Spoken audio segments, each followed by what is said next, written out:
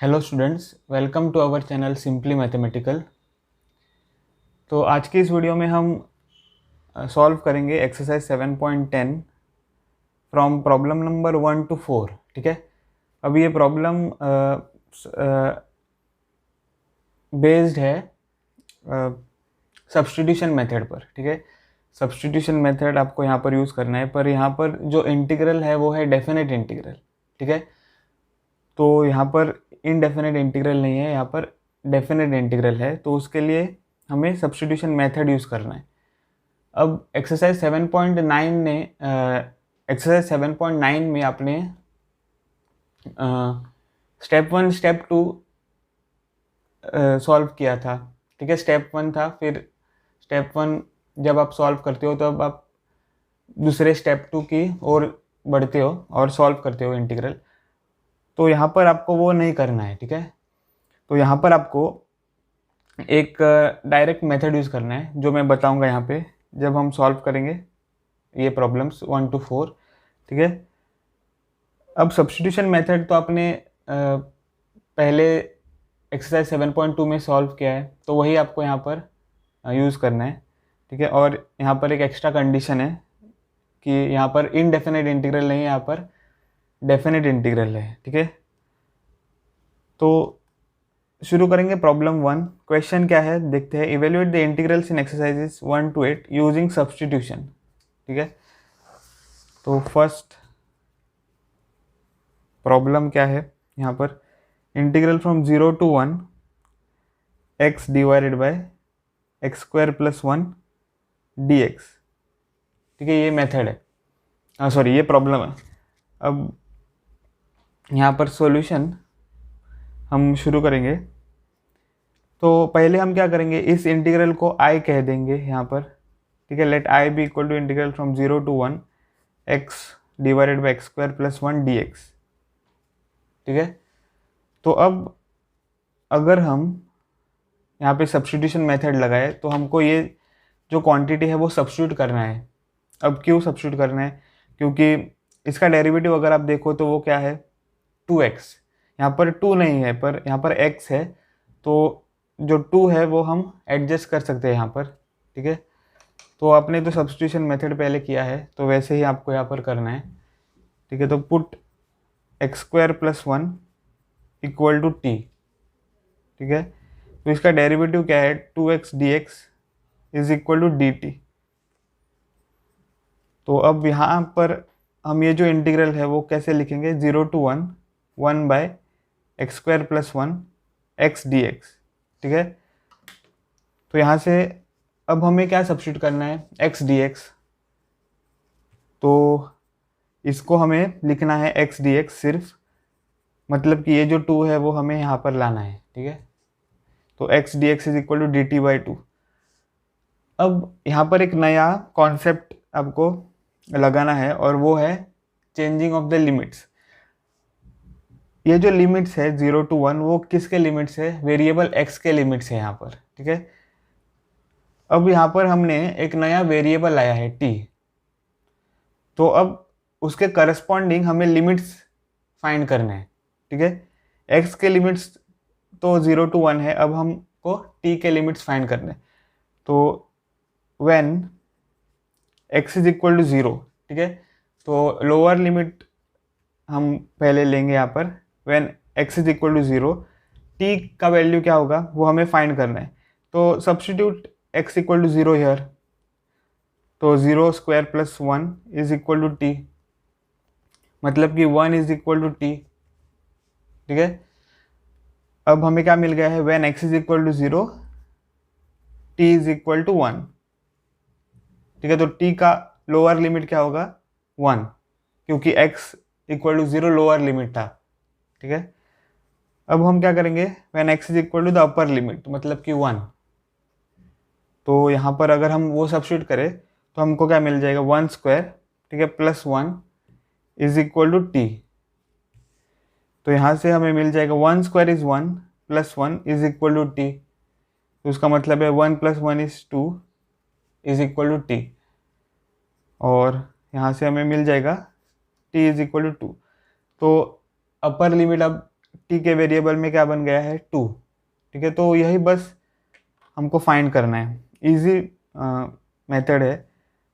ठीक है, तो अब हम आई लिखेंगे, I is equal to integral from lower limit क्या है यहाँ पर 1, तो 1 और अपर लिमिट है 2, तो यहाँ पर आ जाएगा 2। अब ये जो इंटीग्रेंड है वो क्या बन जाएगा 1/x² + 1 क्या है t। ठीक है, तो वो हम यहाँ पर सब्स्टिट्यूट करेंगे 1/t, और फिर x dx is equal to dt/2, तो dt/2 यहाँ पर। ठीक है, तो यहाँ से हमें अब मिल जाएगा i इज इक्वल टू, ये जो हाफ कांस्टेंट है वो हम बाहर लेंगे। ठीक है, फिर integral from 1 to 2 1/t dt। अब i is equal to half times, ठीक है, इंटीग्रल ऑफ 1/t है यहाँ पर, और आपको तो पता है इंटीग्रल ऑफ 1/t क्या होता है, log of modulus of t। ठीक है, अगर इंटीग्रल ऑफ 1/x था तो आपको क्या मिल जाता था, log of modulus of x, पर यहाँ पर वेरिएबल t है तो log of modulus of t। और लिमिट्स अब जो है वो हमको इस ब्रैकेट के साइड में लिखना है। ठीक है, तो ये नया मेथड है जो मैं आपको कह रहा था। ठीक है, डायरेक्ट मेथड।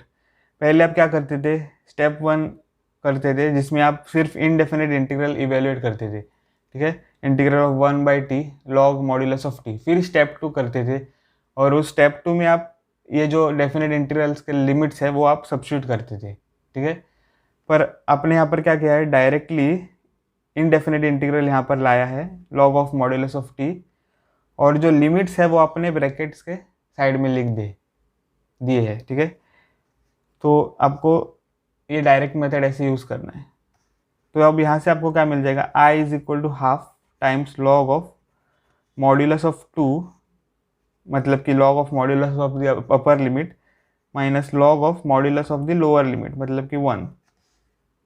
ठीक है, तो i इज इक्वल टू आपको मिल जाएगा हाफ लॉग ऑफ, अब यहाँ पर देखो मॉड्यूलस ऑफ पॉजिटिव क्वांटिटी है तो यहाँ पर वो सेम पॉजिटिव क्वांटिटी मिल जाएगा। ठीक है, मॉड्यूलस ऑफ 2 इज 2, और यहाँ पर भी सेम हो जाएगा, लॉग ऑफ मॉड्यूलस ऑफ 1 हो जाएगा लॉग ऑफ 1।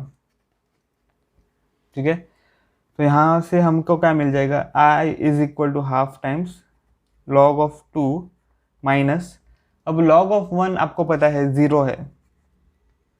ठीक है, लॉग ऑफ 1 इज 0, तो आपको ये इक्वेशन मिल जाएगा। ठीक है, तो i is equal to half times log 2, ये आंसर होगा।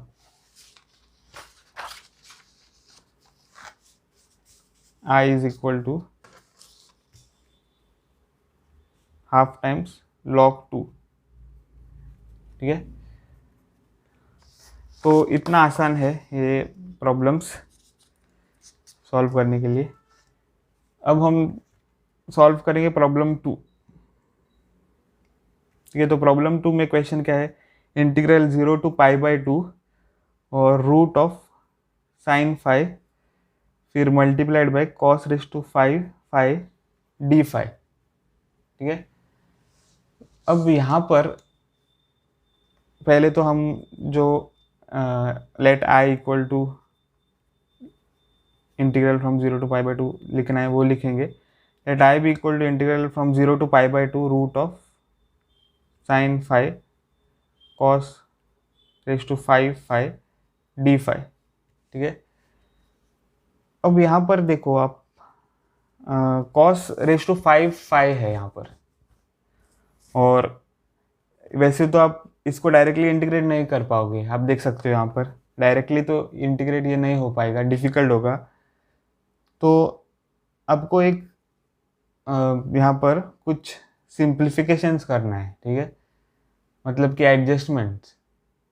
एडजस्टमेंट्स आपको यहाँ पर थोड़ा सा करना होगा। तो मतलब कि आप, मैं बताता हूँ आपको क्या करना है। तो integral from 0 to π/2 root of sine 5, अब यहाँ पर cos रेज़ टू 5 है तो उसको हम कैसे लिखेंगे, cos raise to 4 multiplied by cos 5 d5। ठीक है, तो यहाँ से हमको क्या मिल जाएगा, i is equal to integral from 0 to π/2 root of sine 5 फिर मल्टीप्लाइड बाय अब ये जो cos रेज टू 4 फाइव है उसको हम कैसे लिखेंगे, cos square five the whole square, ऐसे हम लिख सकते हैं। ठीक है, ऐसे हम लिख सकते हैं cos square five the whole square, वो तो सेम है cos रेज टू 4 फाइव, और ये जो cos फाइव है वो हम लिखेंगे और फिर d फाइव। ठीक है, अब यहाँ पे देखो आप, अगर हम इस cos स्क्वायर फाइव को आइडेंटिटी यूज करें, कौन सी identity, cos square five is equal to 1 minus sine square five, ये फॉर्मूला तो आपको पता है आइडेंटिटी, तो वो आप यहाँ पर यूज़ करें तो आपको क्या मिल जाएगा, integral from 0 to pi by two root of sine five multiplied by 1 minus sine square five the whole square multiplied by cos five d five. ठीक है, अगर आपको ये समझ में नहीं आ रहा है तो आप, हम ये फॉर्मूला यूज़ कर रहे हैं। ठीक है, sine square A plus cos square A is equal to 1, मतलब कि cos square A is equal to 1 minus sine square A. ठीक है, ऐसे, तो ये हम यूज़ कर रहे हैं। ठीक है, यहाँ पर तो cos square five is equal to 1 minus sine square five. अब हम यहाँ पर साइन फाइव सब्सटीट्यूट कर सकते हैं, क्योंकि साइन फाइव का डेरिवेटिव क्या है, कॉस फाइव। ठीक है, तो जो यहाँ पर आ रहा है, ठीक है, कॉस फाइव, तो हम यहाँ पर put sine five equal to t कर सकते हैं। ठीक है, मतलब कि साइन फाइव को सब्सटीट्यूट कर सकते हैं, तो इसका डेरिवेटिव क्या है, कॉस फाइव, और फिर डी फाइव आ जाएगा इक्वल टू डी टी। ठीक है, तो अब हमको क्या मिल जाएगा, हाँ, पर हमको लिमिट्स भी देखना है यहाँ पर। ठीक है, तो when five is equal to 0,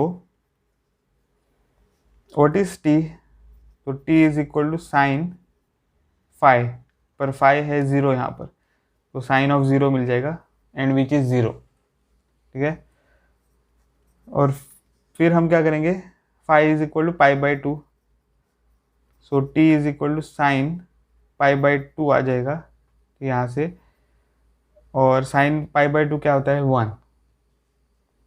ठीक है, तो ये हमको यहाँ पे सब्सटीट्यूट करना है, तो यहाँ पर हमको मिल जाएगा i is equal to integral from 0, अब t के लिमिट्स हमें देखने हैं।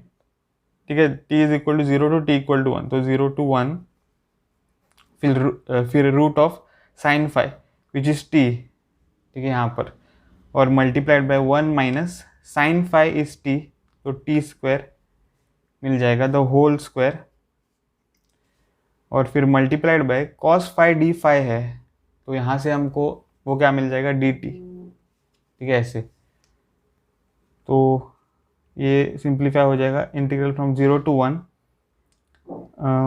इसको हम लिखेंगे टी रेज टू हाफ।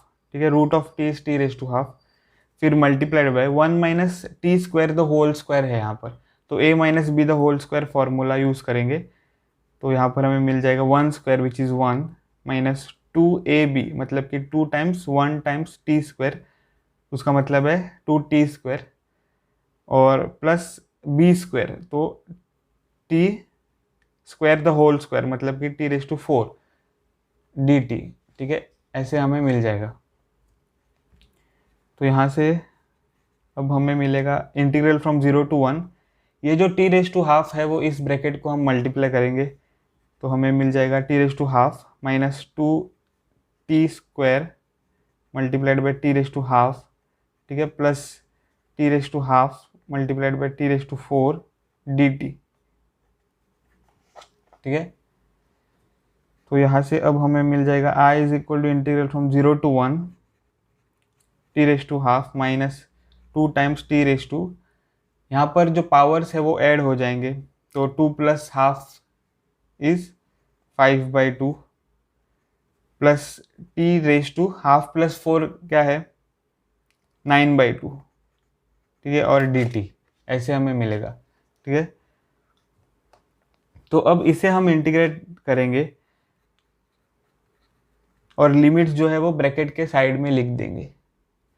तो पहले तो इसका इंटीग्रल क्या होगा, टी रेज टू हाफ का, integral of t raise to half is T raise to 3/2 divided by 3/2। ठीक है, फिर minus 2 times t raise to 5/2 का इंटीग्रल क्या है, 5/2 प्लस 1 पावर होगा यहाँ पे, ठीक है। तो टी रेस टू 7/2 मिल जाएगा डिवाइडेड बाई 7/2, प्लस यहाँ पर integral of t raise to 9/2 क्या होगा, t raise to 11/2 divided by 11/2, ठीक है। और evaluated from the limit 0 to 1, ऐसे हमें मिलेगा। तो अब हम क्या कर सकते हैं, ये जो टर्म है वो इवेल्युएट कर सकते हैं, ठीक है, वही आपको करना है एक्चुअली। तो ये जो 1 है पहले हम इसमें सब्स्टिट्यूट करेंगे, माइनस 0 जो है वो इसमें सब्स्टिट्यूट करेंगे, ठीक है। तो हमको क्या मिल जाएगा,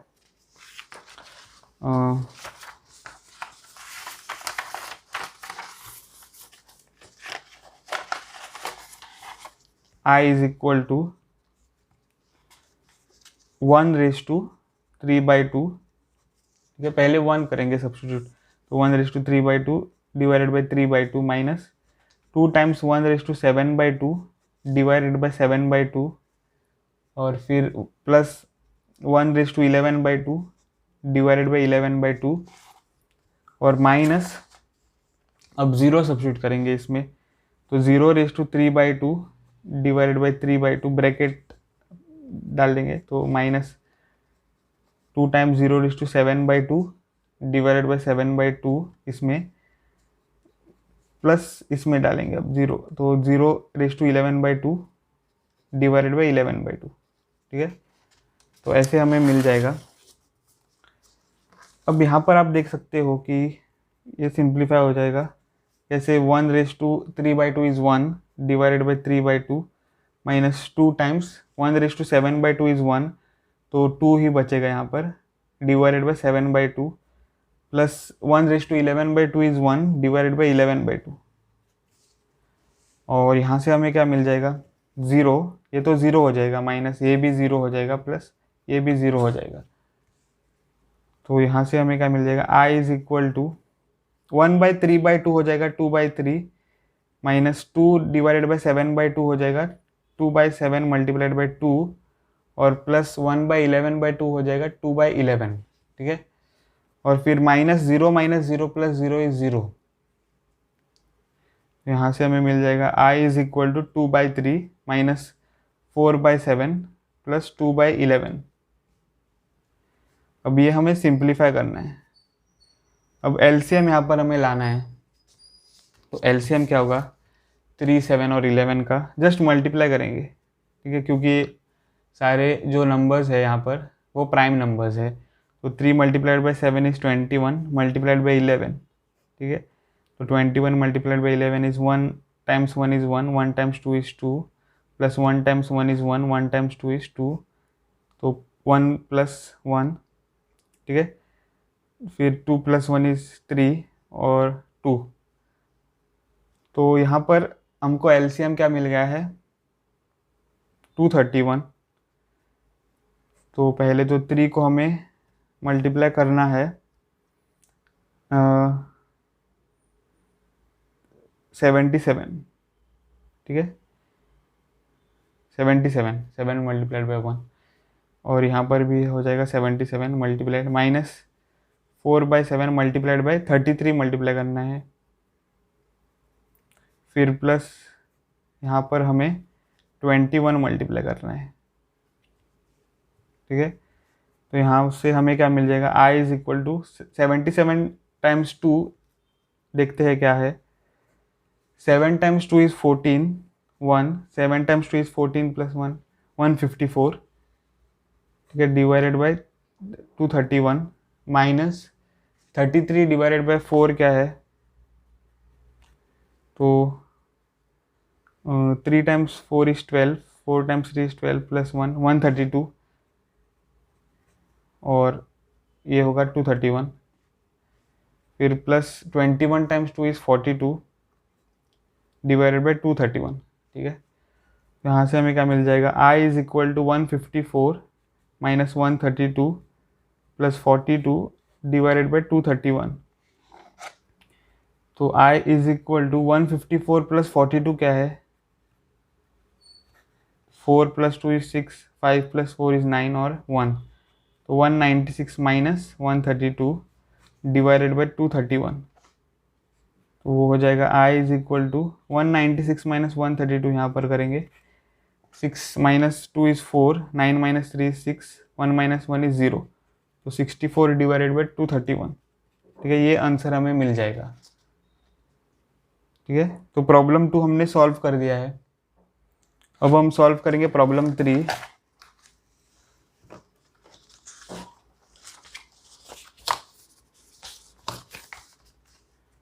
तो प्रॉब्लम 3 क्या है, integral from 0 to 1 sine inverse of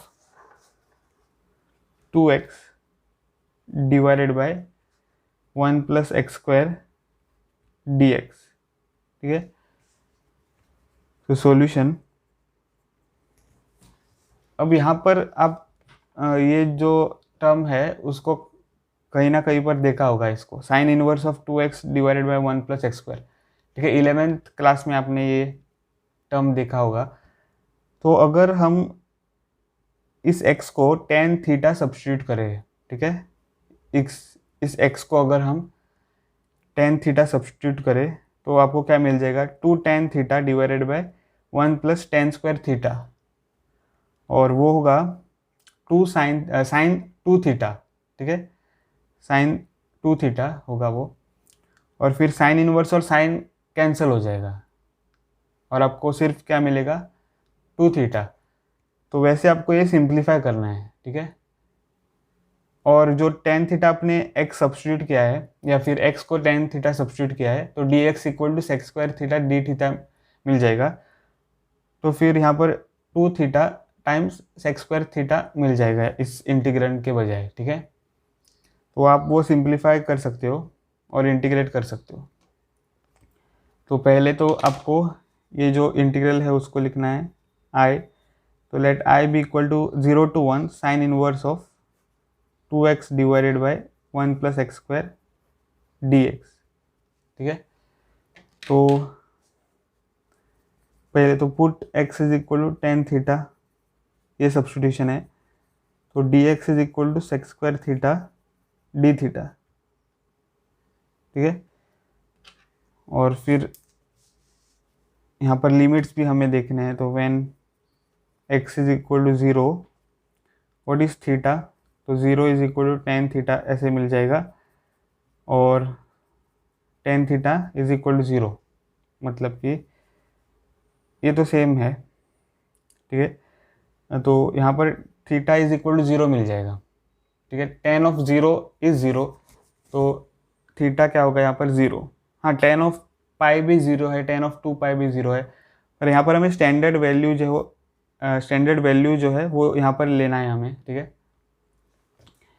तो थीटा इज इक्वल टू 0। अब when x is equal to 1, तो 1 is equal to tan theta ऐसे मिल जाएगा, तो उसका मतलब है tan theta is equal to 1, और थीटा क्या हो जाएगा यहाँ पर पाई बाय 4।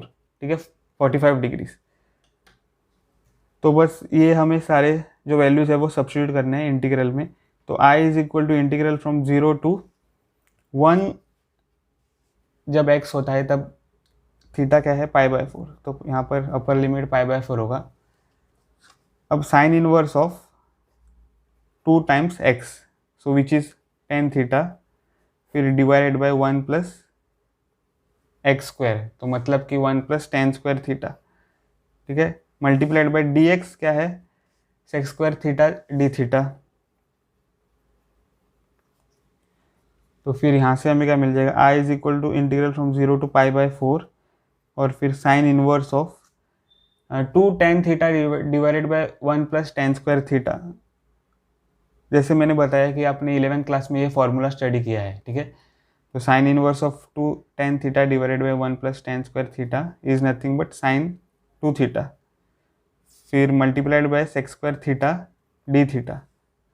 तो यहाँ से हमें क्या मिल जाएगा, I is equal to integral from 0 to pi by 4 sine inverse of, हाँ ये हम कैंसिल कर सकते हैं, आप साइन इनवर्स और साइन थीटा, साइन इनवर्स और साइन, और हमें मिल जाएगा 2 theta multiplied by sec square theta D theta.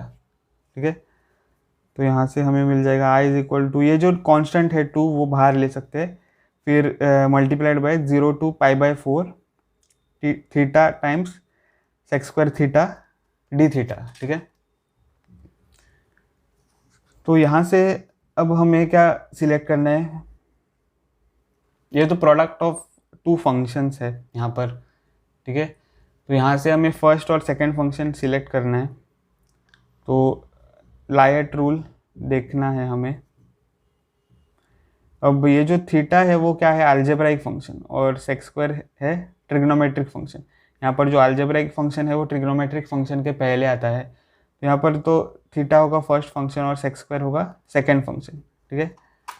तो ऐसे हमें ये इंटीग्रेट करना है। तो i is equal to 2 times first function integral. अब यहाँ पे हमें लिमिट्स नहीं लिखना है, ठीक है। इस इंटीग्रल में हमें लिमिट्स नहीं लिखना है। लिमिट्स जो है वो हम बाहर ब्रैकेट में लिखेंगे। तो theta multiplied by integral of the second function, तो sec square theta D theta minus integral of D by D theta of the first function, तो थीटा, और integral of the second function, तो sec square theta,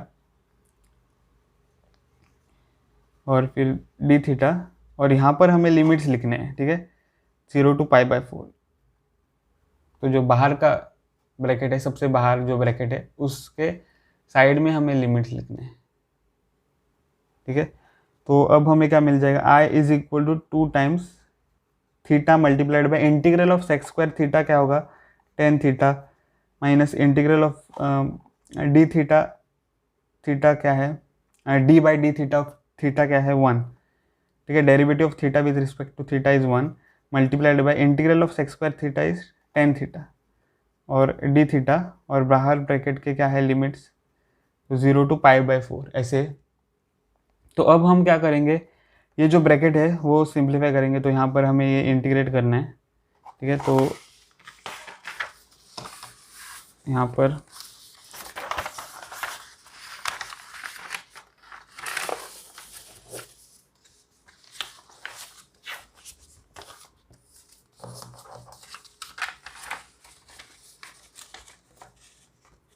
i is equal to 2 theta tan theta minus integral of tan theta ऐसे मिल जाएगा from 0 to pi by 4, ठीक है। तो यहाँ पर हमें अब क्या मिलेगा, i is equal to 2 times theta tan theta minus, ये जो इंटीग्रल है वो क्या है, integral of tan theta is log of modulus of sec theta from 0 to pi by 4, ठीक है। तो यहाँ से i is equal to 2 times, पहले तो हमें ये अपर लिमिट यहाँ पर सब्सटीट्यूट करना है। तो pi by 4 multiplied by 10 pi by 4, ठीक है। फिर minus log of modulus of sec pi by 4, ये फर्स्ट ब्रैकेट होगा, माइनस ये तो 0 है वो यहाँ पर हम सब्सटीट्यूट करेंगे। तो 0 times 10 0 minus log of modulus of sec 0, ठीक है। और फिर i इज इक्वल टू क्या मिल जाएगा, 2 times pi by 4 multiplied by 10 pi by 4 is 1, ठीक है। फिर minus log of modulus of sec pi by 4 is √2, ठीक है। फिर minus bracket 0 times 10 0 is 0 minus log of sec 0 तो 1 है, तो लॉग ऑफ मॉड्यूलस ऑफ 1 तो वो क्या होगा 1 सिर्फ, ठीक है। तो i is equal to 2 times pi by 4 minus ये जो log ऑफ √2 है उसको हम लिखेंगे log ऑफ मॉड्यूलस, तो हट जाएगा क्योंकि ये पॉजिटिव क्वांटिटी है, ठीक है। तो 2⁻½ लिखेंगे यहाँ पर, √2 इज नथिंग बट 2⁻², और फिर minus 0 minus log of 1 is 0, ठीक है। तो ऐसे हमें मिलेगा। अब यहाँ से हमें मिल जाएगा i is equal to 2 times pi by 4 minus, अब लॉग की प्रॉपर्टी यूज़ करेंगे। तो log of a⁻b is b times power times log of a, ठीक है। तो हाफ टाइम्स लॉग ऑफ 2, और ये तो 0 है, ठीक है। तो यहाँ से हमें मिल जाएगा i is equal to 2 pi by 4 minus 2/2 log 2। अब वो बन जाएगा i is equal to pi by 2 minus log 2, ठीक है। तो ये आंसर हमें मिलेगा फॉर प्रॉब्लम नंबर 3। अब हम सॉल्व करेंगे प्रॉब्लम नंबर 4। तो प्रॉब्लम नंबर 4, तो integral from 0 to 2 x root 2 x times root x plus 2 और put x plus 2 equal to, यहाँ पर जो हिंट दिया हुआ है वो क्या है, put x plus 2 is equal to t square plus, पर यहाँ पर मैं एक दूसरी हिंट यूज़ करूँगा, मतलब दूसरा सब्सटीट्यूशन करूँगा। x plus 2 is equal to t, ठीक है, टी स्क्वायर नहीं मैं सब्सटीट्यूट करूँगा यहाँ पर। तो यहाँ पर मैं सब्सटीट्यूट करूँगा t, तो put x plus 2 is equal to t. तो पहले तो let i be equal to integral from 0 to 2 x times root of x plus 2 d x, ठीक है। तो यहाँ पर सब्सटीट्यूशन हमें करना है x plus 2 equal to t, क्योंकि वैसे तो ये इंटीग्रेट नहीं हो पाएगा, ठीक है, डायरेक्टली। तो यहाँ पर हमें सब्सटीट्यूशन मेथड यूज़ करना है। तो put x plus 2 is equal to t, तो यहाँ से हमें क्या मिल जाएगा, d x is equal to d t, ठीक है। और फिर से इस इक्वेशन से हमें मिल सकता है x is equal to t minus 2, ठीक है, ये हमें मिल जाएगा। तो x is equal to t minus 2 है। अब लिमिट्स, हाँ हमें लिमिट्स देखने हैं यहाँ पर। तो when x is equal to 0, t is equal to 0 plus 2 which is 2। Now when x is equal to 2, t is equal to 2 plus 2, ठीक है, यहाँ से विच इज इक्वल टू 4। तो अब हम इंटीग्रल i लिख सकते हैं। तो integral i is equal to 0 to, sorry not 0 to 2, from 2 to 4, t के लिमिट्स हमें देखने हैं। तो 2 to 4 और फिर x यहाँ पर क्या बन जाएगा, t माइनस 2 और रूट ऑफ x प्लस 2, तो t है यहाँ पर, और dx is equal to dt, ठीक है। तो ऐसे हमें मिल जाएगा। अब ये तो सिंपल है इंटीग्रेट करने के लिए। अब ये जो रूट t है वो हम लिखेंगे t रेस टू हाफ, और t रेस टू हाफ इन दोनों टर्म्स को मल्टीप्लाई करेंगे। तो i is equal to integral from 2 to 4 t minus 2 multiplied by t raise to half d t, ठीक है। तो यहाँ से हमें क्या मिल जाएगा, i is equal to integral from 2 to 4 t raise to half जो है वो यहाँ पर मल्टीप्लाई करेंगे, तो t raise to 1 plus half बन जाएगा, minus 2 times t raise to half d t. तो i is equal to integral from 2 to 4 t raise to 1 plus half होगा 3/2 minus 2 times t raise to half d t. तो यहाँ से हमें क्या मिल जाएगा, i इज इक्वल टू, इसको हमें इंटीग्रेट करना है। तो t raise to 3/2 plus 1 divided by 3/2 plus 1 minus 2 times t raise to half plus 1 divided by half plus 1 from 2 to 4। तो यहाँ से हमें क्या मिल जाएगा, i is equal to integral from t raise to 5/2 divided by 5/2 minus 2 times t raise to half plus 1 is 3/2 divided by 3/2, ठीक है, from 2 to 4। तो यहाँ से हमें मिल जाएगा i इज इक्वल टू, ये बन जाएगा 2 times t raise to 5/2 by 5 minus 2 times 2/3 t raise to 3/2 from 2 to 4। तो ये बन जाएगा i is equal to 2/5 times 4 raise to 5/2, ठीक है, माइनस 4/3 है multiplied by 4 raise to 3/2। Upper limit पहले हमने सब्स्टिट्यूट किया है, माइनस अब लोअर लिमिट करेंगे। तो 2 times 2 raise to 5/2 divided by 5 minus 4 divided by 3 और टाइम्स 2 रेस टू 3/2, ठीक है।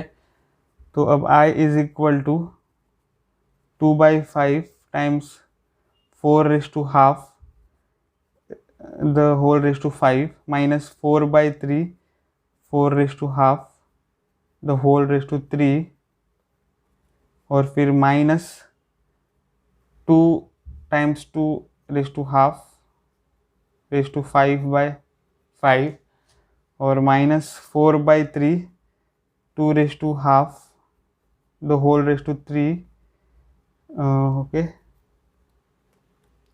ऐसे हमें मिलेगा। तो यहाँ से हमें क्या मिलेगा, I is equal to 2/5, 4 raise to half तो 2 है, 4 रेज टू हाफ मतलब √4, ठीक है। तो √4 क्या है 2 और रेज टू 5 है, -4/3 फिर से 2 यहाँ पर रेज टू 3 और -2 टाइम्स 2 रेज टू हाफ √2 है और √2 टाइम्स √2 रेज टू 5 क्या होगा, √2 अगर है आपके पास और रेज टू 5 है तो आपको मिल जाएगा 4√2, ठीक है। √2 टाइम्स √2 टाइम्स √2 टाइम्स √2 टाइम्स √2 तो आपको मिल जाएगा 4√2। तो 4√2 डिवाइडेड बाय 5 -4/3 मल्टीप्लाइड बाय, फिर से यहाँ से √2 रेज टू 3 है तो आपको मिल जाएगा 2√2, ठीक है। तो यहाँ से हमें मिल जाएगा I is equal to 2 raise to 6 divided by 5, या फिर हम यह लिख सकते हैं 2 टाइम्स 32 रेज टू 5 और -4 times 2 raise to 3 is 8 divided by 3, ठीक है। और ओके, ये मैं पूरा यहाँ पर लिखता हूँ।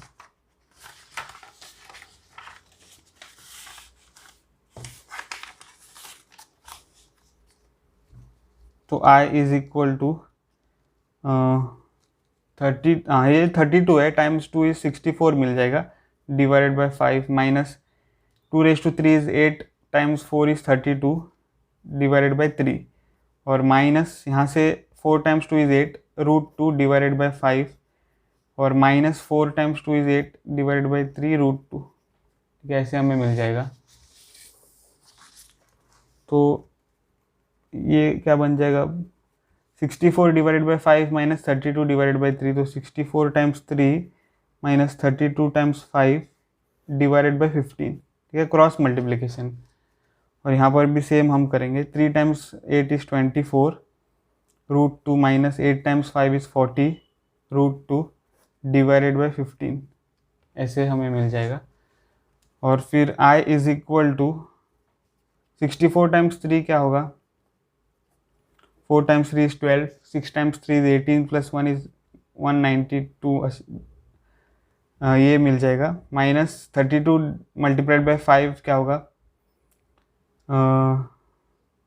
160 डिवाइडेड बाय 15, ठीक है। और -24 - 40 क्या बन जाएगा, -16, ठीक है, -16 √2 डिवाइडेड बाय 15। और फिर I is equal to 192 - 160 is 32 divided by 15 और माइनस प्लस 16 √2 डिवाइडेड बाय 15, ठीक है। तो यहाँ से हमें क्या मिल जाएगा, I इज इक्वल टू, अब ये जो 16 है उसे हम कॉमन लेंगे यहाँ से, ठीक है। 16 अगर हमने कॉमन लिया तो 16 2 ज़ार 32, ठीक है, तो 16 हम कॉमन ले सकते हैं और 15, तो हमें क्या मिल जाएगा 2, ठीक है। 16/15 कॉमन हम ले रहे हैं तो 2 प्लस यहाँ पर बचेगा √2, तो I इज इक्वल टू 16/15। और फिर अगर हम यहाँ से √2 कॉमन ले लें यहाँ पर, तो 2 को हम पहले लिखेंगे √2 मल्टीप्लाइड बाय √2 प्लस √2 ऐसे, और फिर यहाँ से हम √2 कॉमन लेंगे तो 16/5 √2 टाइम्स √2 प्लस 1 ऐसे हमें मिलेगा, ठीक है। और ये जो आंसर है वो टेक्स्ट बुक में है। तो हमने प्रॉब्लम 4 सॉल्व कर दिया है, ठीक है। तो इस वीडियो में बस इतना ही। अगर आपको ये वीडियो पसंद आया हो तो मेरे वीडियो को ज़रूर लाइक करें और मेरे चैनल को सब्सक्राइब करें। मिलता हूँ आपको अगले वीडियो में, तब तक के लिए बाय।